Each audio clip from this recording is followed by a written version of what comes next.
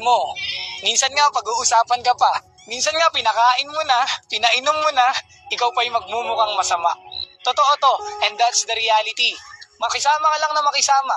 Ano naman kung may masabi sila? Ano naman kung pag-usapan ka nila? Ayos lang yun. Sa kabila ng maling sinusukli sa'yo ng tao kahit mabait ka naman, hindi ikaw ang talo. Kasi naging mabuti ka kahit hindi ganun yung sinusukli nila sa'yo. Hindi lahat totoo sa paligid mo, kaya mag-ingat ka. Makisama ka lang, pero kailangan mong malaman kung sino ba yung dapat mong pakikisamahan.